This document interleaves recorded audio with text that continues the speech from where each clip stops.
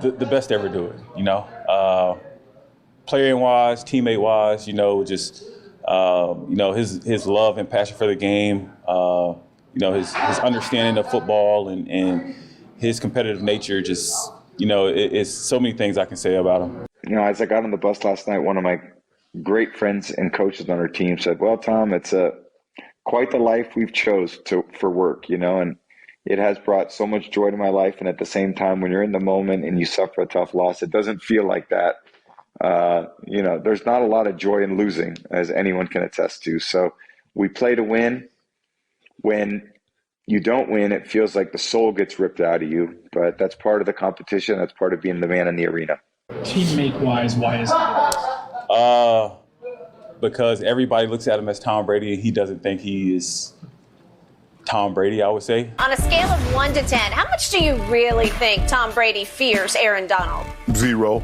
From the first day I met him, you know, has been the same guy, you know, and honestly held me to a higher standard than I probably held myself in the beginning of my career. You know, just, yeah, so many things I can say about him. Football is the ultimate team sport. I've always believed as a leader, you know, you always take the blame and you always give the credit. And that's just, I always feel like that because really that's what leadership is all about. And, you know, I always look at what I need to do better. I had a chance to hit Mike down the sideline in overtime to win the game. And, you know, I didn't get it done. And I know it's on the road. It's against a team that's been struggling. But every NFL team has talent. Every team's been in games, especially this season. I mean, there's no teams that have necessarily run away with things, you know, game in and game out. There's been a lot of close games, a lot of one-score games. We've been in a lot of one-score games. We just have not found a winning formula yet. And we've won some games. We've strung some good games together, but in the end, not well enough to have the kind of record that we expect to have. And we're going to have to keep fighting and keep working hard in the preparation leading up to the game. And it just takes more determination at this point. You know, you can give in to the outside noise and everyone telling you, oh, it's not your fault, it's someone else's fault. I think that's BS. It is your fault when you lose. And you take it personally when you lose. And you shouldn't sleep at night when you lose. And you should only think about what you need to do to help the team more. And, you know, that's what I lay in bed at night after games thinking about. And it's a tough situation to be in, have a losing record, but that's our reality. And we haven't done anything to earn more than that. And if you want to win games, if you want to win a fight, if you want to win a golf match, if you want to win, you know, your Monopoly, you got to earn it.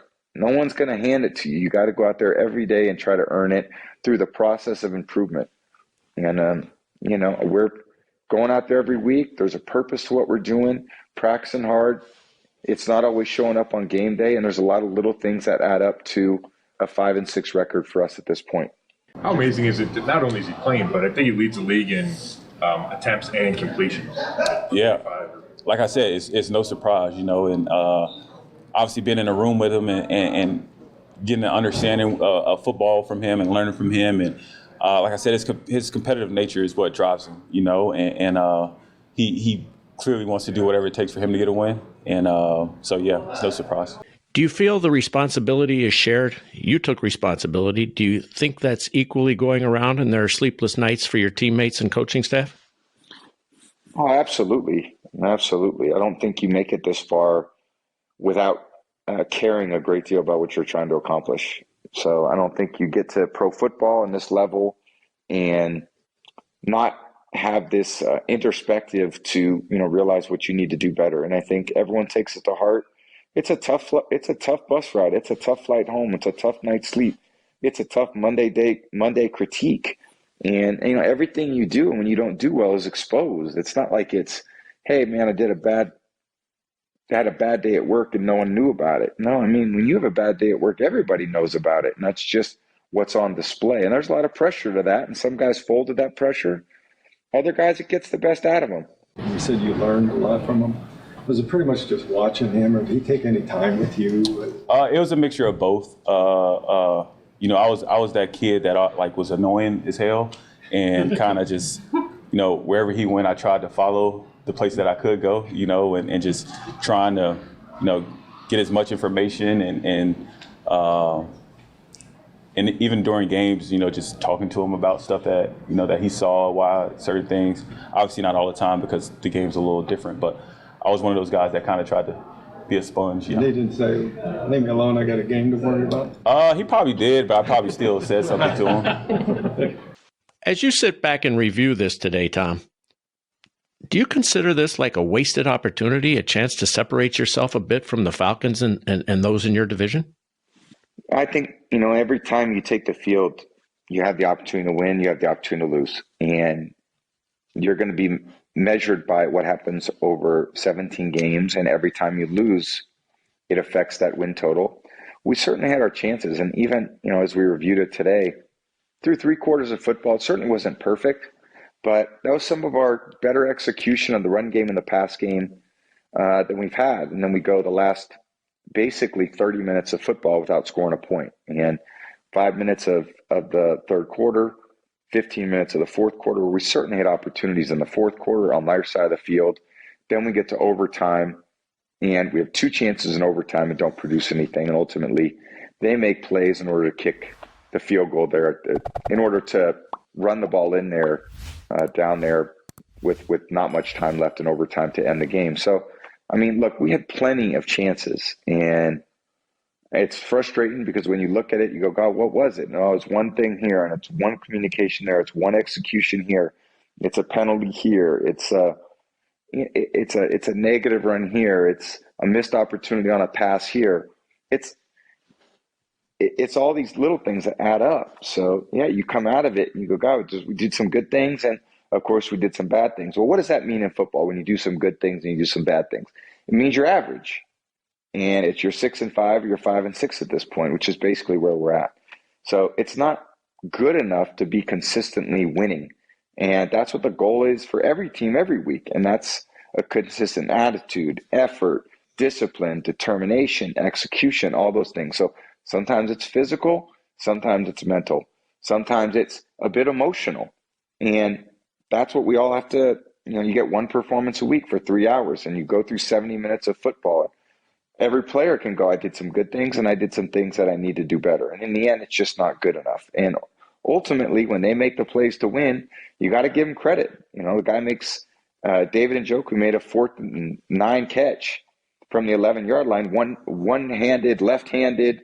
Ultimately, it ties the game, or the game's over for us at the end of regulation. So, there's a lot of opportunity we had to win that game. And of course, we did not do what we're capable of, so therefore you lose it. And it's, I can say, well, it's not one play, it's not one person, it's all of us, first of all. And it's a lot of individual plays that if we make 1 or 2, it's significantly better. And I could say that for a lot of the games we played this year. So it's been very frustrating. And, I would say there's no lack of determination to be better. And ultimately, we have to go out and earn it when we get our opportunity, and you get that opportunity once a week. In the end, to answer Jen's question, scale of 1 to 10, how much does Tom fear Aaron Donald? It's a 0. Made an interesting comment several years ago when you were 8-0 with the Patriots. You said, I'm the most frustrated 8-0 guy you'll ever see on the planet, undefeated. Yeah. You used the word frustration a moment or two ago as well, and now you're 5-6. A place you're not used to being. Is the frustration amplified because you're not where you want to be, or is it amplified because of the record? Well, I think it's, when I made that comment a few years ago, what I meant was, we're just not performing to our expectations. So even though we're winning, and I think it's great to win, think about that. It's really about the process of winning and the process of improvement. And anytime you're doing less than what you're capable of, there's a frustration, because if you're happy with it, you're not aware of what needs to be fixed and the problems that are there. And no football team has everything figured out for 4 quarters, every game, every week. It's impossible. There's times where you have, 3 really good quarters, time where you have 4 good quarters. Most of the time, you probably have 2 really good quarters.